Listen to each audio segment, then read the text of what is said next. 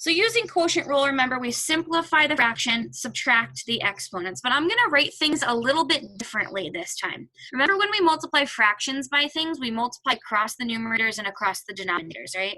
So 3 and 12 simplifies to 1/4. Now, you'll see with the fraction by bar, I elongated it this time. I made it longer because instead of just writing next to it all of the things that subtract, I'm going to just write them in the numerator. The reason being is multiplying by something, it would end up in the numerator anyway. So if I have x to the third over x to the fifth, that's x to the negative second. Y squared minus y to the first, that's an indivisible 1. We have y to the first. Z to the 0, z to the fourth, 0 minus 4 is -4. Okay, any questions on that slight change of notation?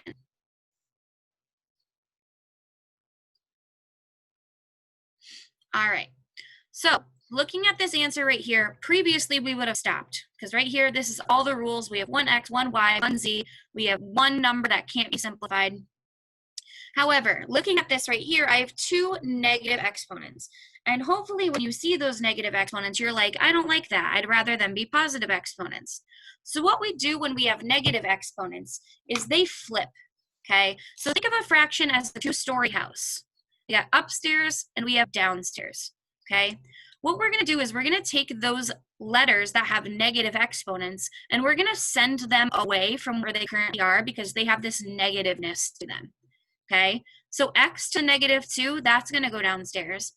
Y is positive, so it's going to stay, but z is -2, so we're going to send z downstairs as well. Okay, everything else that has a positive exponent, which technically the 1 and 4 have a positive exponent too, they're not going to move. So in my fraction, I'm going to have 1 in the top, 4 in the bottom. Y is not moving because y has a positive exponent. X and z move downstairs, and when we move them, their exponents stay the same number, but they become positive. So we have x squared, oops, not y, sorry, z to the +4th. So anytime we have a negative exponent, they just change floors of the fraction. So if they were in the bottom to begin with, if they were a negative exponent in the bottom, we can just flip it upstairs. We got to move it away from where it currently is. Okay, so let's go over a couple of examples on how to do this. Okay, so let's start off with one that's pretty simple. Let's get 3x to the -7th, okay? 3 has an indivisible 1 on it, so let's write that in so we know that 3 doesn't move. And remember, technically all numbers are fractions with a 1 in the bottom. So I'm just going to draw in this fraction bar. Because I have this negative exponent, I know that the x is going to have to move. Since the x is upstairs with a negative exponent, I have to move it downstairs. The 3 has a positive exponent, so that doesn't move. Just the x moves. When I move the x downstairs, 3 stays upstairs, and I get x to the +7th as my final answer. Okay, so 3 had a positive exponent, it doesn't move, but x had a negative exponent, so it flips downstairs. Okay, let's go the opposite direction. Let's talk about what happens when you have a negative attitude downstairs, a negative exponent downstairs. Okay, let's say I have 7y over 3z to the -6th. 7, 3, and y all have invisible ones. Z, however, has a negative exponent, but z is downstairs this time. So instead of moving downstairs, we're already there, we're going to move upstairs. We're just going to change floors.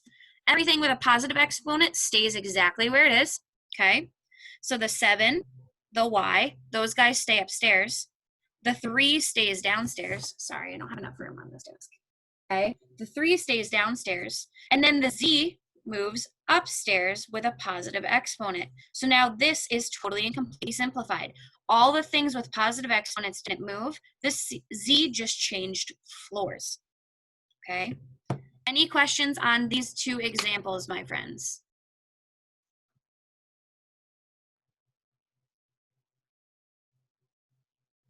All right, I'm going to go over another couple examples. Make sure that you ask questions as we go if you have confusion, okay? I'd prefer if you could vocalize because I'd rather not have to click back and forth in the chat, but all right, let's go over another one like the first example, okay? Where we start off with quotient rule. Actually, we'll just practice the negative rule.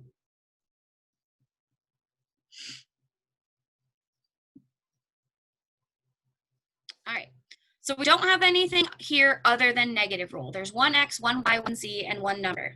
Okay, so we don't have to worry about quotient rule, powers to powers, anything else. We just have to worry about these negative exponents. First things first, we have to worry about invisible ones. There's only one thing in here with an invisible one, and that's the 6. Okay, anything with a positive exponent does not move. Okay, can't move. It's already positive. We like positive exponents. So this is a positive exponent, and this is a positive exponent. Those two things, the two bases that have those two exponents, are not going to move. Okay, the things with negative exponents we have to move. So y has a negative exponent, and so does z. So the two letters with negative exponents, all they're going to do is change floors. Think of this fraction as a house. Anything that's negative on the bottom moves upstairs. Anything that's negative on the top moves downstairs. Okay?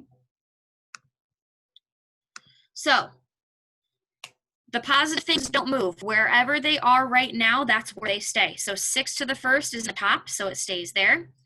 X to the fourth is in the top, so it stays there. The two negative things, the two things that I squared in green, those two have to move. So the z is to the negative third in the top, so it moves to the bottom. Z has to move down. Because it's in the top, it moves down. So this becomes z to the positive 3. When you change floors, it becomes positive.